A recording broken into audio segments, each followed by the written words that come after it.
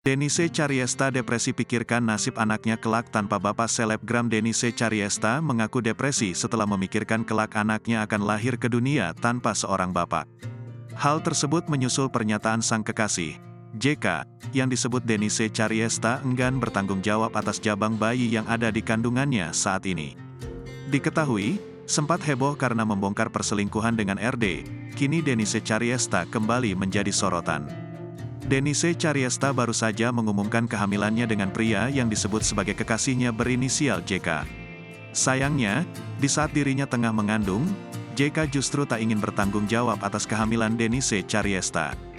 Bahkan, Denise Chariesta diminta untuk melakukan tes DNA oleh JK.